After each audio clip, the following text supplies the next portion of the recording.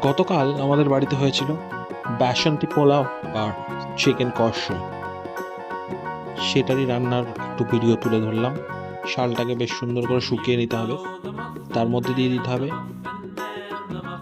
একদম দেশি ঘি, তার মধ্যে ছড়িয়ে দিতে হবে খানিকটা হলুদ, দিয়ে তারপর চালটাকে এরকম সুন্দর করে মেখে রাখতে হবে, একদম হলদেটে চাল হয়ে যাবে। ওদিকে কড়াইতে পেঁয়াজ, টমেটো, কাঁচা লঙ্কা, রসুন দিয়ে আর আলুগুলোকে ভেজে নিয়ে আলাদা করে রেখে, পেঁয়াজ টমেটোগুলোকে একটা মিক্সিতে রেখে তার মধ্যে জিরের গুঁড়ো, ধনের গুঁড়ো, একটু লঙ্কার গুঁড়ো, একটু হলুদের গুঁড়ো, একটু লবণ আর একটু কাশ্মীরি লাল, একটু গরম মশলা দিয়ে ভালো করে এইরকম একটা পেস্ট করে নিতে হবে। ইতিমধ্যে কড়াইতে চিকেনটাকে ভেজে নিতে হবে, তারপর ওই পেস্ট করা মশলাটা চিকেনের মধ্যে অ্যাড করে দিতে হবে।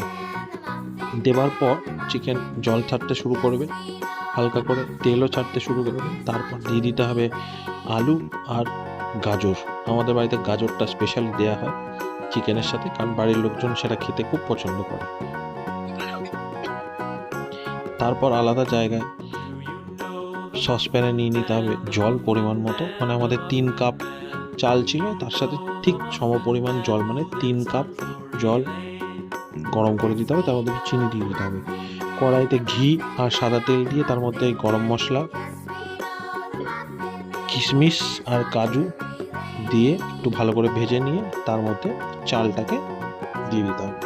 তারপর খানিকটা চালটাকে নাড়াচাড়া করে ওই মশলাগুলো যাতে এর মধ্যে ঢুকে যায়, চালের সাথে মিক্স হয়ে যায়, তেলগুলো মিক্স হয়ে যায়, তার মধ্যে দিয়ে দিতে হবে খানিকটা লবণ পরিমাণ মতো, দিয়ে ওই জল যেটা গরম ছিল, সেই গরম চিনি দেওয়া জল, সেই জলটাকে কড়াইয়ের মধ্যে ঢেলে দিতে হবে।